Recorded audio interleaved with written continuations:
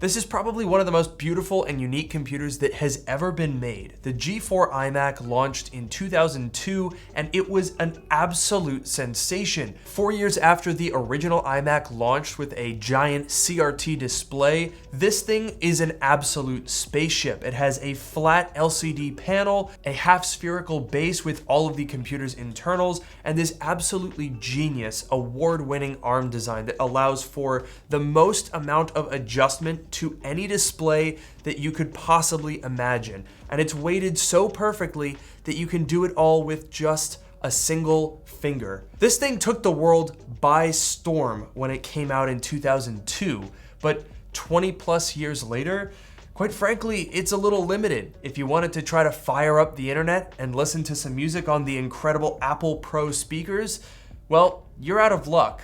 Until now. This is the JuicyCrumb Docklite G4, and it's a circular and extremely purple way to convert this old iMac into a functioning external monitor that retains a lot of the functionality of this device. So today we are going to be restoring and cleaning and upgrading this iMac, bringing it back to the future. Right after a word from today's video sponsor. Today's video is sponsored by Ringcon. Their new Gen 2 is the first smart ring that allows at-home sleep apnea monitoring in addition to core health metrics like heart rate, blood oxygen saturation, step counting, sleep monitoring, and respiratory rate tracking. And all that functionality is packed into a ring just 2 millimeters at its narrowest point. Ringcon weighs as little as 2 grams thanks to its titanium alloy construction, PVD coating, and medical grade epoxy resin. This also means it's IP68 waterproof, so you can rest easy. Its efficient and compact design also allows for 8 to 12 days of battery life on a single charge,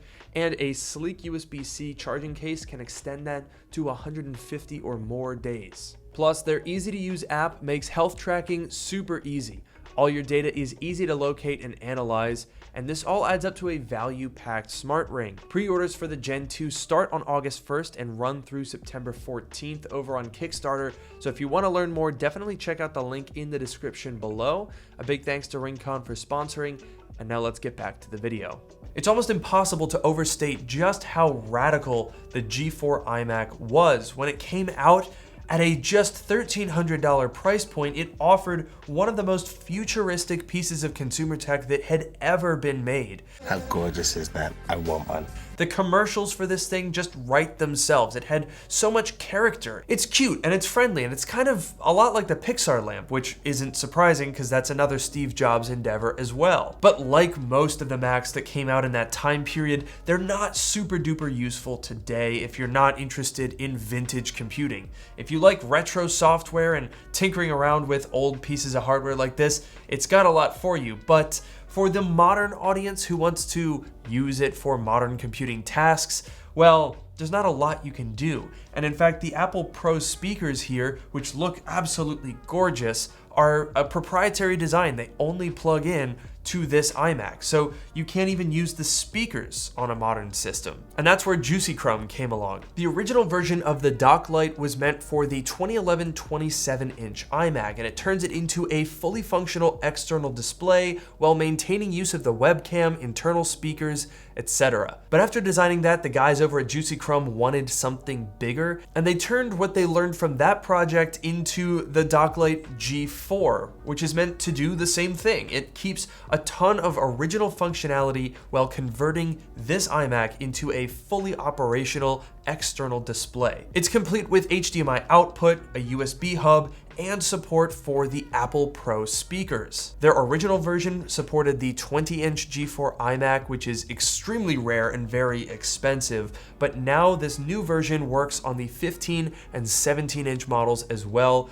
And that's what I've got here. I'm absolutely stoked to get this thing installed, but first, we need to do a little bit of cleanup and restoration because when this iMac showed up, it was a little worse for wear. To tackle that built-up grime that was embedded in the surface, I started by wiping it down with a Clorox wipe, and then I started wiping the surface with a melamine sponge, and you can really see the grime coming off. This ended up being a super effective method. I mean, look at how much dirt we're able to get off just with a couple of light passes with the melamine sponge. Using this method, I finished up the rest of the machine, including the base and the back of the monitor, and I even used it on the front glass to clear up some of that cloudiness. Next up was the mouse. The cord was completely nasty. It was so grimy, but with just a Clorox wipe, you're able to restore that pretty easily. Look how much dirt was coming off of this thing. There's nothing more satisfying than cleaning up some dirty electronics to see how nice they actually are underneath. But by far the dirtiest part of this whole setup was the keyboard. It was absolutely filthy. So I thought I could get away with just wiping down the keys to get some of that surface grime off. But when I looked under the keyboard, I saw that there was all sorts of stuff stuck inside the actual assembly, and I knew that I was going to have to go deeper. Fortunately, it's pretty easy to take this thing apart. There's 4 screws on the bottom and a couple of screws hidden underneath the keycaps. Then we just pry off the top plate, unscrew the USB cord mounting point, and lift the keyboard deck out of the casing. Next, I wiped down the inside of the plastic shell. This thing was full of food chunks and who knows what. And then it was time to turn my attention to the keyboard. This thing was way dirtier than I thought, so I decided to just remove all of the keycaps and start fresh.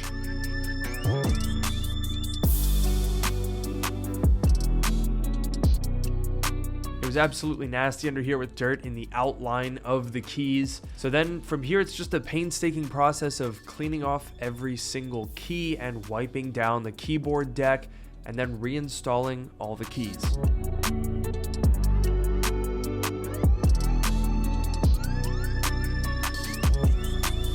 Alright, so we've got this iMac now fully restored and it's absolutely gleaming. I did not pay a ton of money for this, only $200 for the iMac with the Pro speakers, keyboard, and mouse. So I'm really happy with how this came out. The plastics cleaned up really, really well. We were able to get those wires cleaned up.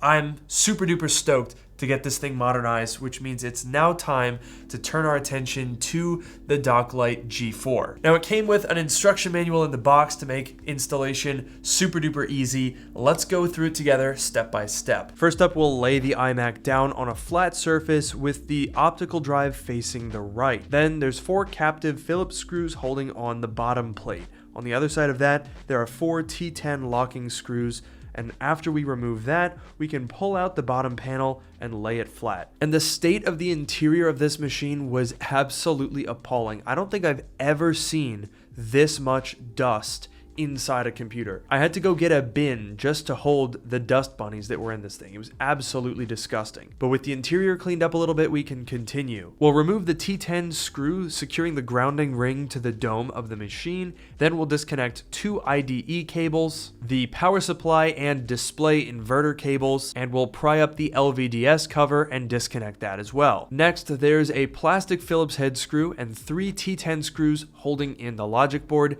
after which point we can lift it up from the side opposite the power cord and pull it slowly out, making sure that the plastic I/O shields are removed. I made this a little bit trickier because I forgot to remove the Ethernet port before the logic board. Oops. Next, we'll get the Docklite G4 and we'll insert it into the tray the same way the logic board was removed, with the I/O going first. Then we'll just reconnect the LVDS, display inverter, and power supply connectors, as well as the grounding ring and main power connector. And after that, we just reassemble as usual.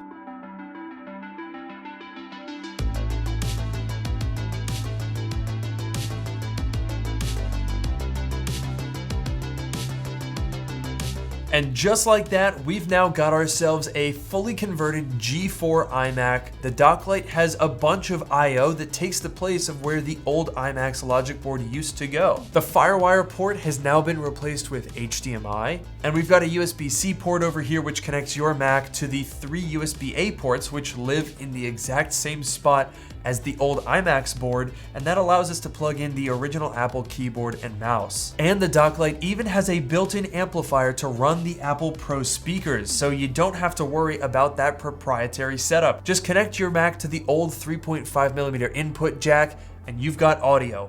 And by the way, these Apple Pro speakers, which are now 23 years old, sound incredible.